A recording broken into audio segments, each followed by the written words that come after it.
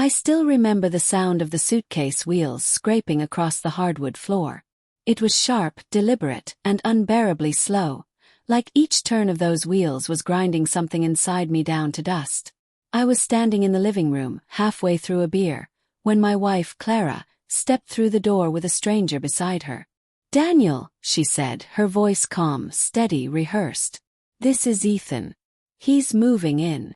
The words hit me before their meaning did. Moving in. Ethan, tall, well-dressed, with that smug kind of politeness that comes from knowing you're crossing a line but not caring, extended a hand like we were meeting at a dinner party. I didn't take it. I just looked at Clara, trying to read her face. "If you don't like it," she added, dropping her purse on the counter, "there's the door." The words didn't sound like her. They were too clean, too measured. Like she'd been practicing them in her head for days. For a moment, the house went quiet except for the hum of the refrigerator and the sound of my own pulse hammering in my ears. I wanted to laugh, or shout, or ask what kind of joke this was. But the look in her eyes wasn't one I'd ever seen before. Cold, determined, and almost bored. That night should have been the end of everything. But it wasn't. The days that followed blurred together. Ethan moved his things into the guest room. At least that's what Clara called it. But by the second night, I heard muffled laughter from behind our bedroom door, and I knew. The guest room stayed untouched. I started sleeping on the couch. There's something degrading about listening to the woman you love through a wall. It wasn't just the sound, it was the knowledge. Every giggle, every creak of the bed frame, every silence afterward was a small death I had to witness with my eyes open. During the day, Clara acted as if nothing was wrong. She'd make coffee, ask if I was going to work, and smile in that professional, detached way she used with clients. Ethan would nod at me over his cereal, casual and unbothered. I told myself I'd leave. I even packed a bag once, got as far as the front door. But something in me froze, that desperate, self-deceiving part that still believed she'd wake up and regret it. But she didn't. It wasn't always like this. When Clara and I met, she was the ambitious one. A PR executive with big city energy and a magnetic kind of confidence that pulled people in. I was quieter, a software designer who preferred working late and keeping things simple. She said I made her feel grounded. I said she made me feel alive. We built a life out of opposites that somehow fit, until I started noticing how often she'd come home late, smelling of someone else's cologne. She said it was from work, from being around clients. And I wanted to believe her, so I did. The secretary came later. Ethan. Young, eager, always complimenting her ideas. I met him once before that night, briefly, at a company dinner. He couldn't have been older than 25. I remember thinking he looked at her too long when she laughed. I remember her not looking away when he did. Now he was drinking coffee from my favorite mug, walking around barefoot like he'd earned it. A week passed before Clara finally decided to explain, or maybe justify. "You're not happy, Daniel," she said one evening, leaning against the counter like she was delivering a presentation. "You haven't been for a long time. Neither have I." My throat felt dry. "So your solution is to move your boyfriend in?" Her jaw tightened. "He's not my boyfriend. He's someone who understands me. You used to." I laughed then, a short, ugly sound that even I didn't recognize. "You brought your secretary into our home and told me to leave if I don't like it. You think I don't understand you?" "Oh, Clara, I understand you perfectly." She flinched. Just barely. But I saw it. For a fleeting second, I saw guilt crack through the calm mask she'd been wearing. And for some reason that hurt more than anything else because it meant she still knew this was wrong. "Then why are you still here?" she asked quietly. I didn't have an answer. The strangest thing about betrayal is how normal it starts to feel. After a while, the shock dulls into routine. I'd go to work, come home, see them eating dinner together, and force myself to act numb. Ethan stopped trying to talk to me. Maybe he realized there was no point. He'd won whatever game they'd been playing. But one night, as I was heading upstairs, I overheard something that froze me mid-step. Clara's voice, low, trembling. "He's still here. He's not leaving." Then Ethan, sharp and annoyed. You said you'd tell him to go. You said this was temporary. Temporary. I stood there, my heart pounding, listening to them argue in the dark. She said something about not wanting to destroy everything. He said something about not hiding forever. That night I didn't sleep. The next morning Clara was quiet. She made me coffee, the first time in weeks. Her hands shook as she handed me the mug. I noticed the faint bruise on her wrist, half hidden by her sleeve. What happened? Yes.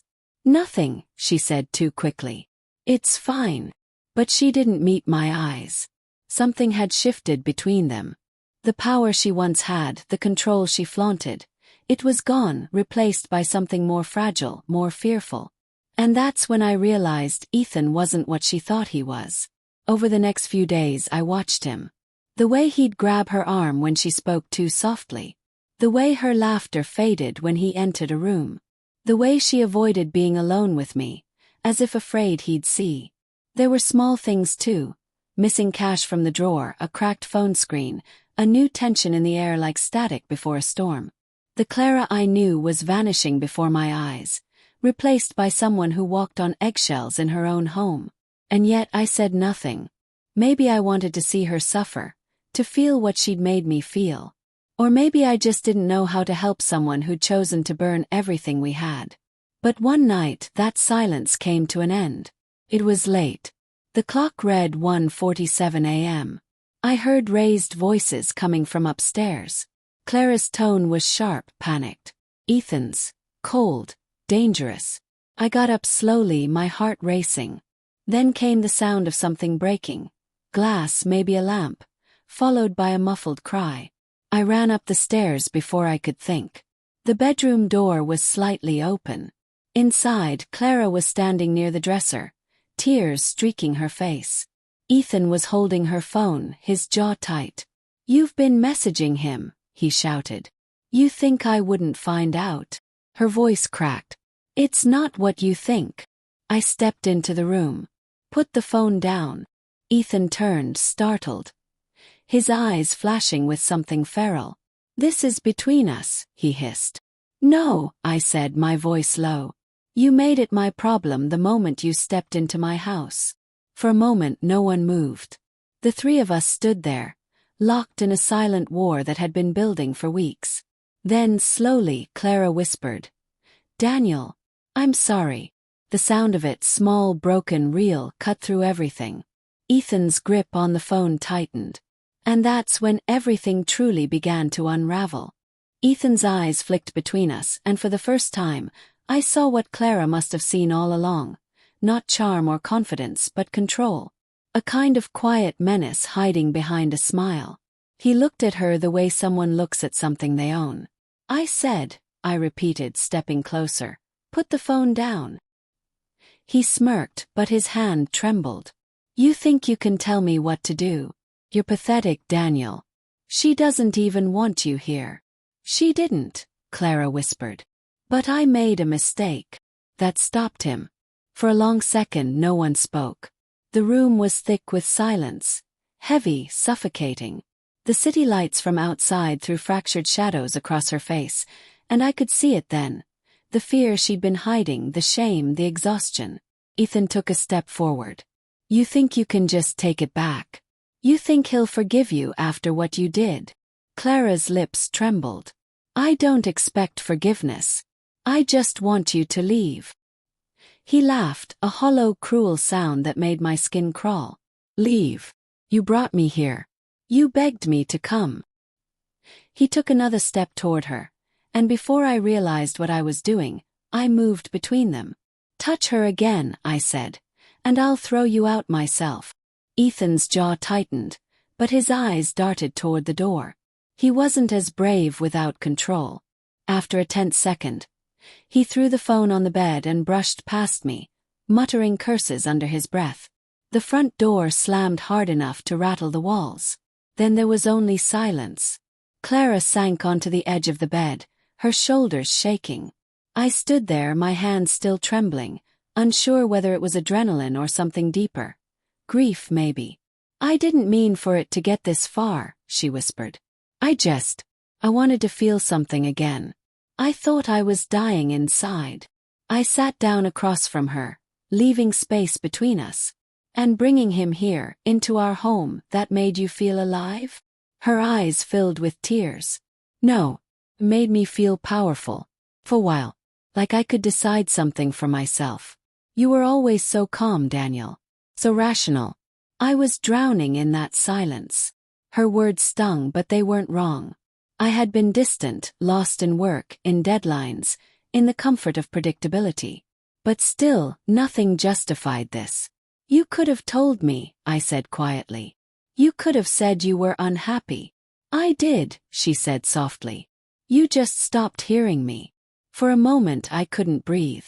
Because she was right, and that truth hurt more than her betrayal. Days passed after Ethan left, and the house felt haunted. His scent lingered, his things still in the guest room. His presence woven into the walls. Clara avoided that part of the house, moving like a ghost herself. First I thought she was just guilty, but soon I realized it was more than that. She was scared. He started showing up outside the house, parked across the street in his car, just sitting there. Sometimes she'd get messages. We're not done. You belong with me. I wanted to go to the police, but she begged me not to. Please, Daniel, she said. I just want it to end quietly. So I stayed. Not because I forgave her, but because I couldn't stand watching her fall apart alone. One night, as we sat in the dark living room, she said, Do you ever think some people destroy the ones who love them just to feel something? I didn't know how to answer that. Instead I asked, Do you regret it? She looked at me, her eyes red, her voice barely above a whisper. Every second of it. The tension broke 2 nights later. It was raining, that heavy kind of rain that drowns out thought. I was in the kitchen when I heard a faint tapping on the window. Clara froze. He's back, she whispered. I grabbed a flashlight and went to the door, but before I could open it, Ethan's voice came from outside. Clara, you can't just ignore me. I gave up everything for you. Go away, she shouted, her voice shaking. Please just go. I opened the door, stepping into the rain. You heard her, I said. Leave. He looked wild, soaked, eyes bloodshot, his smile gone. You think this is over? You think she'll stay with you after everything? You're just the safe option, Daniel. You always were. Something in me snapped. Then why are you the one standing in the rain? He froze. The look in his eyes changed, from anger to realization, then something darker. For a second I thought he might attack me. But instead he stepped back, shaking his head. You'll both regret this, he said. Then he turned and disappeared into the storm. That was the last time we saw him. Weeks passed. The house was quiet again, but it wasn't peaceful. Clara tried to reach for me in small ways, making dinner, asking about work, brushing my arm when she passed. But every touch felt like a question I couldn't answer. Some nights, I'd lie awake and hear her crying softly beside me. Other nights, I'd stare at the ceiling and wonder if staying made me weak or human.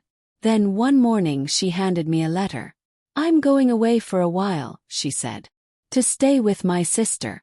I need time to fix myself, to understand why I did what I did. I nodded, numb. And me. You need to remember who you were before all this, she said. The man who didn't let other people break him. She kissed my forehead, the way she used to when we were still us, and walked out the door. Months passed before I heard from her again. A small envelope arrived in the mail, no return address. Inside was a photo, the 2 of us at the lake years ago, laughing, holding hands. On the back she'd written, I hope you find peace. Finally have. I sat there for a long time, staring at the photo until the edges curled under my fingers. That night I went into the guest room, the one Ethan never used, and started cleaning it out. Each drawer, each shelf, each remnant of the chaos she'd invited in. By morning the room was empty. And for the first time in months so was I. People talk about betrayal like it's a moment, a single event that breaks you. But that's a lie. It's a slow erosion. It wears you down, piece by piece, until you start mistaking survival for healing. Clara and I both betrayed something. Her through her actions, me through my silence. We stopped seeing each other long before she brought that man home. Now, when I look back, I don't see villains or victims. I see two people who forgot how to be honest, who built a love strong enough to last years but not the distance between words left unsaid. I still dream about her sometimes. Not the night she came home with him, but the night she told me she was sorry. In that dream she means it. And maybe that's enough.